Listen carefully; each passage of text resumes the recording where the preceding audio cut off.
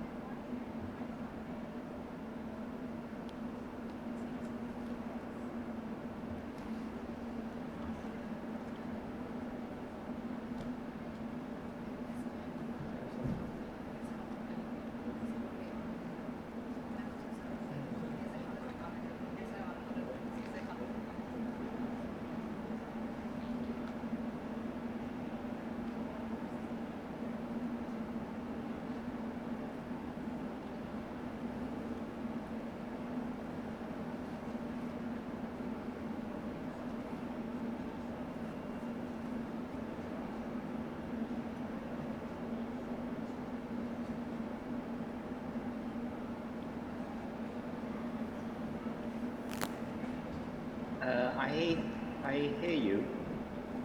I thought I was using my pre-recorded presentation, but I can give it live if you want. Okay.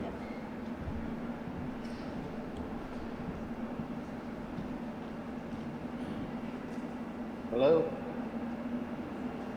You want me to share screen then and give it live?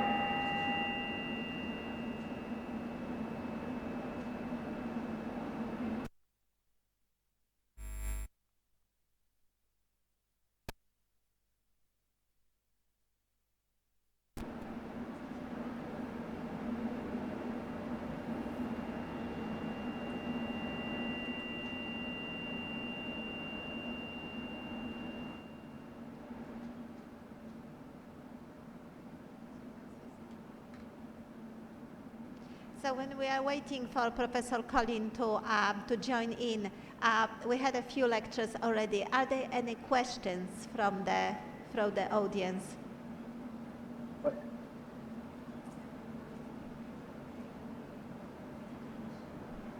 No questions. That's good. So it means that you know everything. So it's a nice. Can you hear me?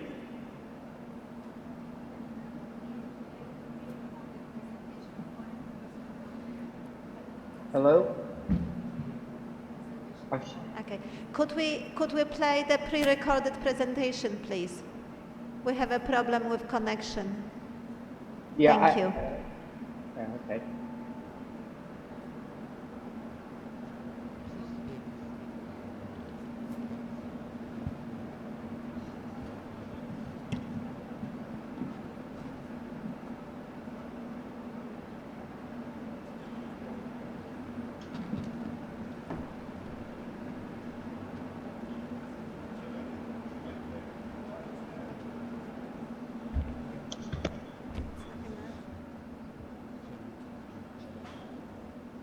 There are no voice.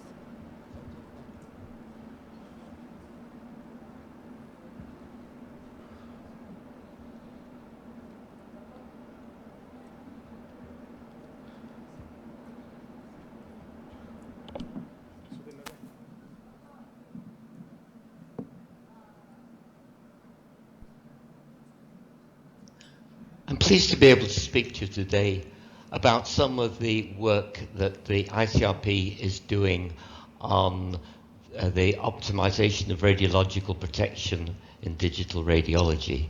I'm chairing Task Group 108, carrying out this work. So I'll talk about the challenges of digital radiology, the process of optimization, something about the reports we're preparing, and the importance of training.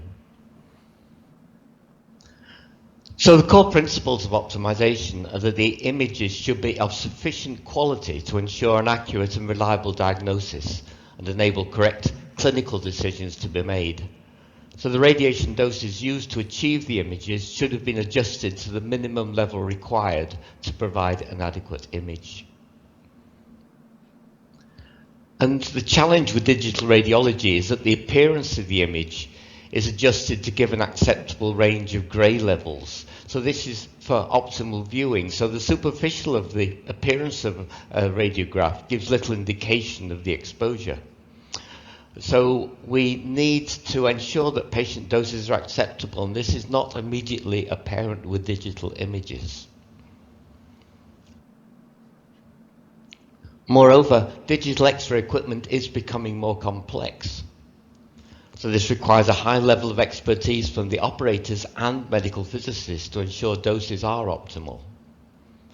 And patient doses could be unnecessarily high if the wrong settings are used, with staff being unaware that anything is amiss.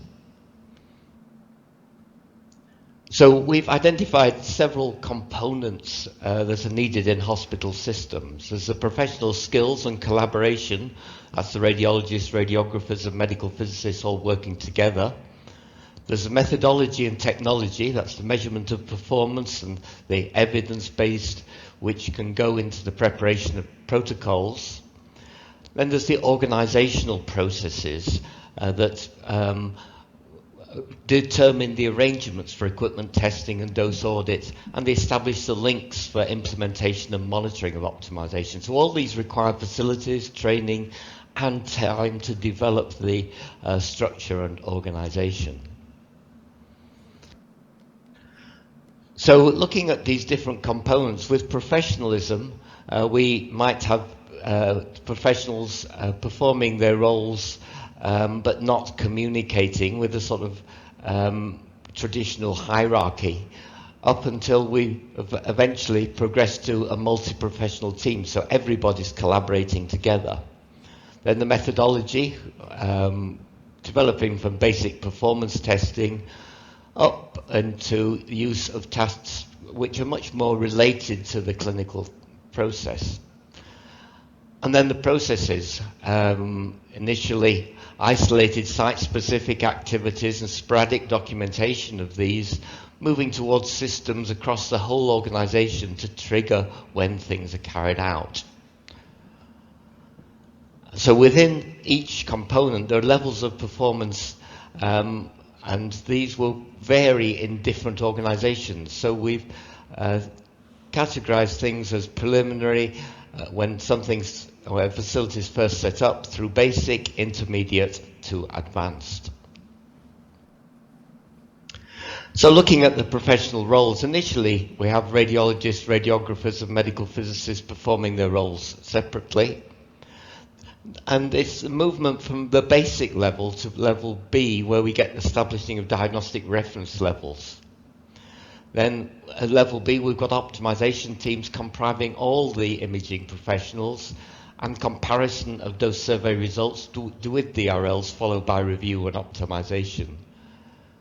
And then the whole process, the optimization team is involved in regular review of clinical protocols for all modalities at the advanced level. So knowledge of doses delivered to patients is the first step in the optimization process. So having personnel involved in performing the exams who have ownership or involvement in the process of dose audit is important. And this multidisciplinary team approach helps to ensure that results of dose surveys are fed back to operators who then make the changes that are needed. So looking at the methodology, we might have evaluation of image quality, X-ray equipment performance testing, dose surveys. At the intermediate level, the patient dose survey results are compared with DRLs, and the evidence-based preparation of protocols and choice of exposure factors based on this and the performance measurements and the clinical results. And then at the advanced level, we've got analysis and evaluation of radiological images by professional team, so improving protocols based on experience and comparison with benchmarks through regular review. And then the processes at the basic level, we might have ad hoc arrangements for equipment testing, dose audits, protocols just based on local experience. At the intermediate level, we've got documented arrangements for testing and dose audits, quality system for periodic dose surveys and review of DRLs, and then evidence-based clinical protocols under regular review. While once we have an advanced system, we have a system for establishing clinical protocols, performance testing, dose surveys, applied across the whole organisation and monitored through a quality system. So we've got continual live review on optimisation of imaging protocols. So going back to our diagram again, looking at the place of DRLs in this strategy, our process gives us a system for regular dose audits in the procedures. Then the patient dose audit results are compared with the DRLs and the equipment testing data. And then these results, the optimization team can take and close the audit loop, acting on the results of the audit against DRLs by adjusting the examination parameters or protocols and taking account of the clinical image quality. So in the task group, we've compared two reports, one on general principles of optimization and one on the individual modalities. So the general one includes the equipment lifestyle and the examination and the optimization process. So we've got, say, commissioning and user training are crucial stages for the equipment. But then we've got regular review of protocols, taking account of dose and imaging performance. They're key to achieving optimization. And then in the second part, we dealt with the individual modalities plus pediatric procedures in pregnant patients. So systems must be in place to regularly audit patient doses, investigate high doses, and optimize procedures where DRLs are exceeded. So we set a standard, we assess local practice, we compare with our standard, we introduce change, and this is a procedure that goes on and on into the future. So what are the requirements to achieve optimization? Optimization depends on the equipment itself and the people with the knowledge and experience to make proper use of it. So failure to adjust imaging protocols to patient size or to the clinical question can result in unnecessarily high or low doses or poor image quality. So the two important aspects is proper training of operators. Investment in training ensures that staff understand and are familiar with the new technology and appropriate settings, and staff are able to fine-tune the equipment settings to achieve better results. So with ongoing monitoring, review and analysis, this ensures that performance levels are maintained and improved. So the message to take forward is consider the different aspects involved in the optimization process and identify those needing improvement in your facility. So have you got teamwork? Are the professionals working together? Do they know what each other are doing? Methodology, the equipment performance and dose audits, are these performed adequately? And the processes, do you have documentation, quality systems that trigger actions? So radiologists, radiographers and medical physicists should work together as a team. Each should feed in results from their practice and measurements to continually develop and improve and optimize protocols. Patient dose audit is an essential tool, but so are checks on image quality, so do not reduce dose to a level that affects the diagnostic quality of the image. And make optimization of protocols a continual process that is part of imaging. So I'd just like to thank the other members of the ICRP task group who are contributing to these reports. So the report should be out. The public consultation on one has just finished, and the second one should be out for public consultation fairly soon. So I urge you to look at them and comment on them. And thank you for your attention. I'm pleased to be able to speak to you today about some of the work that the ICRP is.